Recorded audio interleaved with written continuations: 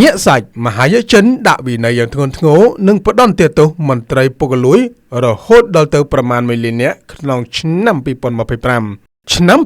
2025ជាឆ្នាំយុទ្ធនាការកម្ចាត់អំពើពុករលួយដ៏ក្តៅគគុកបំផុតនៅក្នុងប្រទេសចិនដែលមានប្រជាជនដល់ទៅជាង 1.4 ពាន់លាននាក់ដោយមន្ត្រីចិនរហូតដល់ទៅប្រមាណ1លាននាក់ត្រូវបានដាក់វិន័យនិងផ្ដន្ទាទោសយ៉ាងធ្ងន់ធ្ងរនេះបើយោងតាមការចុះផ្សាយរបស់សារព័ត៌មាន China Daily កាលពីថ្ងៃទី17 ខែមករាឆ្នាំ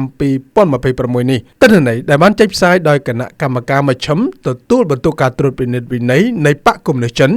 និងគណៈកម្មការជាតិត្រួតពិនិត្យបង្ហាញថានៅឆ្នាំ2025មន្ត្រីចិនរហូតដល់ទៅ 98,300 នាក់ដែលទទួលការដាក់ទណ្ឌកម្មវិន័យចំពោះការប្រព្រឹត្តខុសឆ្គងជាពិសេសពាក់ព័ន្ធទៅនឹងអំពើពុករលួយបើធៀបទៅនឹងចំនួនមន្ត្រីចិន 98,900 នាក់ដែលត្រូវបានដាក់ទណ្ឌកម្មវិន័យក្នុងឆ្នាំ2024ហើយក្នុងនោះមន្ត្រីចិនខ្ពស់សរុបរហូតដល់ទៅ115នាក់រួមមានមន្ត្រីថ្នាក់ខេត្តថ្នាក់មន្ត្រីឬខ្ពស់ជាងនេះត្រូវបានដាក់ឲ្យស្ថិតក្រោមការស៊ើបអង្កេតវិន័យក្នុងឆ្នាំ2025ដែលច្រើនជាងឆ្នាំ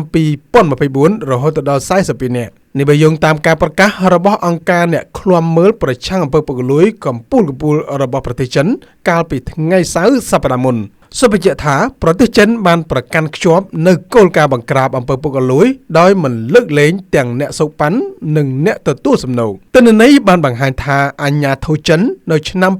2025បានស៊ើបអង្កេតបុគ្គលចំនួន 33,000 នាក់ពីបទសូកប៉ាន់និងបានបញ្ជូនមន្ត្រីចំនួន 4,306 នាក់ទៅឲ្យរដ្ឋអាជ្ញាធ្វើការចាត់ប្រកាន់តាមផ្លូវច្បាប់ដែលជាការកើនឡើងគួរឲ្យកត់សម្គាល់ពីការស៊ើបអង្កេតចំនួន 26,000 បើធៀបទៅនឹងមន្ត្រី 4,271 នាក់ដែលត្រូវបានបញ្ជូនទៅឲ្យរដ្ឋអាជ្ញាធ្វើការចាត់ប្រកាន់ក្នុងឆ្នាំ2024ខ្ញុំមុនីវ័នពី RT News